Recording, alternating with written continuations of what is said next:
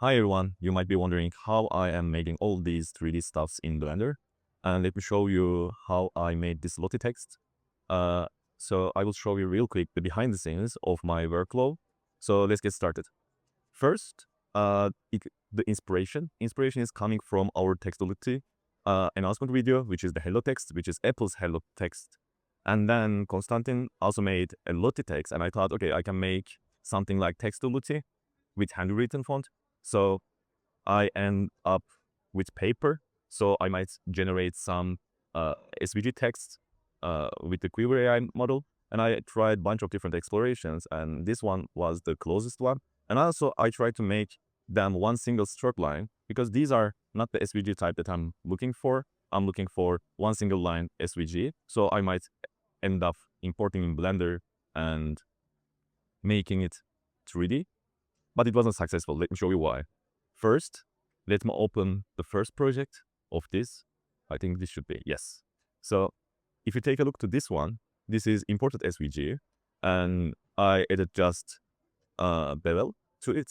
But as you can see, the intersections of this SVG line is not great. And you can see it's looking kind of ugly, and this is not what we are looking for. So what I did next, of course, I end up by drawing all the text by my hand, and it was really time-consuming process. So basically, I added a curve, bezier here, and then move it here, and then I started to draw everything in here by looking it on this view, and started to draw all the shape like this. Basically, I put everything in a place, and this was the old process. The reason I draw myself is, if you import SVG, you will realize that these intersections are not great, and some of the lines should be in the behind, some of the lines in the front, so you can end up by having a depth in your text. So if we take a look to our final text, you will see what I mean. So basically, the texts are not in a single axis. This part is in the behind, this part in the front, and also you can see the O is not a single line, it's just continue through like this and continue with the L letter. And also we have a line of T, which is separated, and also we have the I letter, and you can see it's not a single line, and also E, same. So basically I draw everything in here, but on the top view, using the top view, and then everything comes together. Once it's finalized, I rotated this like this one, and then I start to move the object paths like here. So basically, you change the line position, so you can end up having the line in the behind or in the front. So it was a really time-consuming process. And let's continue with what I did next. So basically, this is a glass material, and I call it glass base, and it's a simple Principled BS DF shader, and the roughness is quite low, and we just have transmission amount, which is 100, like 1, which is full. I tried using emission in the glass, but it's not something you would love to have, because glass will be glowing, and then this will end up in a messy looking. So this was just for test purposes, no need to open this one right now. So basically, if you would love to have a glass object, you just open its transmission, okay? And then you'll see it's like a glass material. And then I changed the roughness, because if you go with the 0, it will looks like very transparent glass, and if you increase it a lot, it will look like a very blurred glass. So the good level of roughness in this project was 0.24, and this is how I end up with this one. For the lighting, so we have just only 3 lights set up, which is top, and a small rim light on the top, and a bottom light. So these are just simple mesh planes with an emission. So the top one is 10 color of strength, which is enough for this part. Rim is 3, because I don't want to add so much power to the light, and this one is 7. So basically I control the light after a few exploration and a few position change, and you will see this positional light has changed in the next project, which is the final project. So basically, I create a couple of projects with versions. As you can see, project 4 and version 2, version 3, version 4. So I will have all the time a backup of the project. So if I need, I can come back later and see what's changed, or continue from there again. Like it's like a version management. and like in the old days of Photoshop.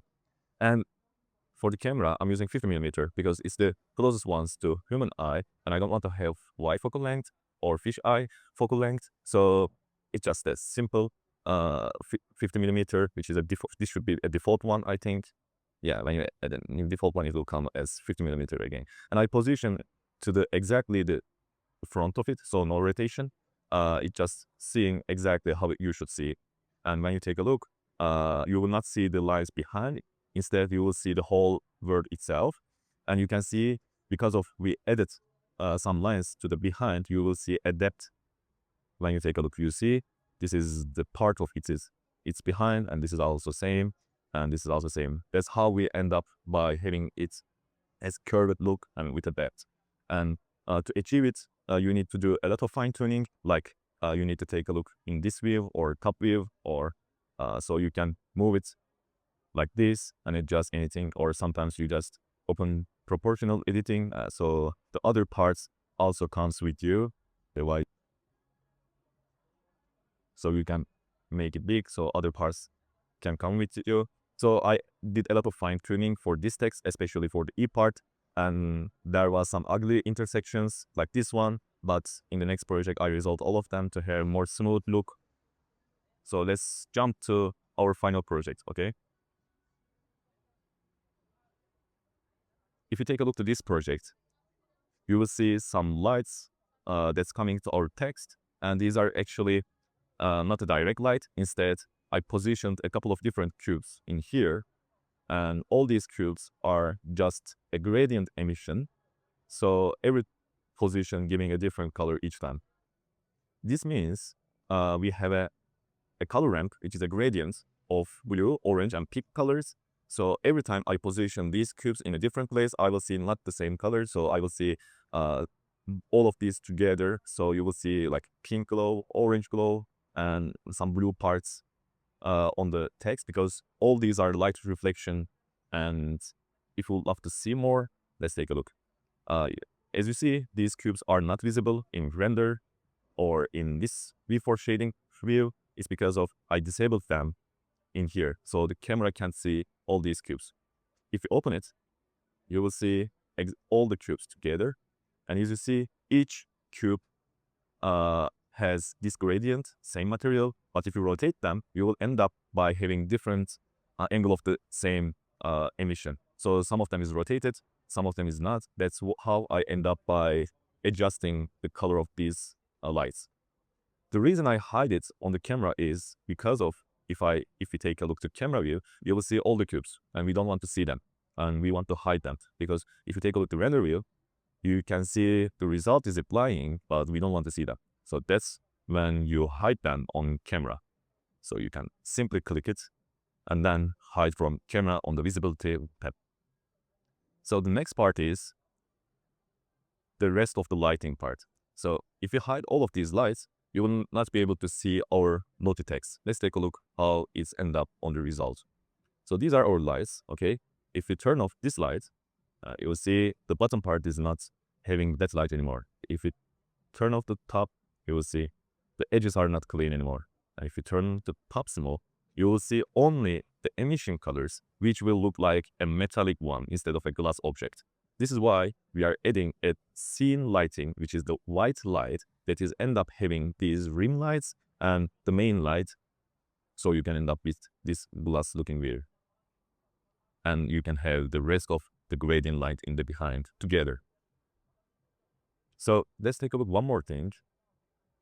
As I mentioned, sometimes you need to move around some light positions to have better light angles. That's why it's a change, which I mentioned in the previous project. So I did a lot of adjustments on the positions of the lights and letters itself. As you see, the E letter is better in this one, and also there are some bad parts which is not looking in the front view, so no need to adjust them because it's just a time-consuming process if I won't see, and I'm lazy sometimes, that's why. So you can end up with this view. Okay, let's jump to the next part, which is the tubes in the scene. The reason why is I want to add more depth to the scene, because once you turn off this and switch to render view, there's no depth in the background. So we have a camera, but it looks like a 2D design, not a 3D design. And we want to have that cinematic look with some depth.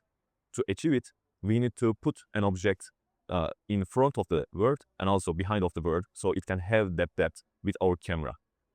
Because our camera currently has depth of field with a 4.0 f-stop, which is it is working like how cameras work. So we have 4.0 f-stop, and the reason is, once you open our shapes, you will see the ones in the behind will be blurred, the ones will be in the front will be not blurred.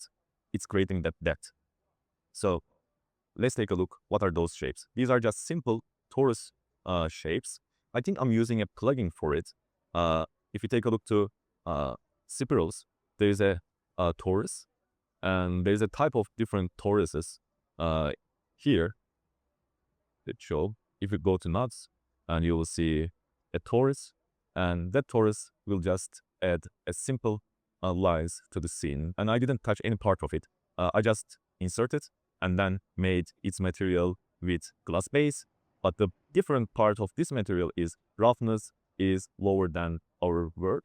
It's because of I want to have more reflections on these lines. And to achieve it, I put a few torus line in here, so I can end up with this crowded look that is coming around the text. And if you take a look, you will see this look. And you may be wondering why the final result is different than this Blender view. It's because of the compositing process. So after you make a 3D, you may need to adjust some color grading and some other details to add final touches to your design. That's what I do mostly for all of my designs. I can do in here in the compositing tab, but mostly I'm too lazy for it. So instead, I'm just rendering the image and then exporting to Photoshop or Affinity. Also, the second reason is once you start to render this scene, you will see it will take around 20 minutes only for a single render. If you have made any mistake, you may need to wait 20 minutes again. And if you are fine-tuning the details of colors and other details, you may need to render a bunch of time, at least a fifth of time, and then this will take weeks of project, and you will not having it in a single day. So what I did is, if I rendered this scene with my camera view and then export it to Photoshop, the first, as you see, everything more dark, and we have dark blue and pink and white colors and some cyan colors in here. But the exported result was not like this. It's because of I end up having some vignette around the leather, and it made it more darker. And I end up doing this with camera raw filter, and I already created a preset in here, which is glass filter, which make the same looking. But of course, this is not enough to make it happen. The other things are just more color adjustments, and also I did RGB effect in here. You can see these are RGB looking, which adding more realistic view to our image, and this is how you make. So basically, you open the blending options and you choose the channels separately, and RGB is separated. And once it's ready, you just move your object by 2 pixel or 3 pixel, and it will show you. So as you can see, you can have this RGB looking this way, and then I added some fake lines in here. As you can see, it's the same image, but I just rotate and place it like that, so I can have that fake tube in here, and then you have this view instead of this one. So you can see there's a lot of difference between the rendered versus composited one. And also you can see there's some camera focal length changing, which is I added some fish eye effect to this text, so it can feel like the center of this word is more close to the screen, the rest is behind, so you can end up with this cool looking. I hope this clears everything, how I made this 3D design in Blender and then composited in Photoshop. Thanks for watching, and see you on the next one.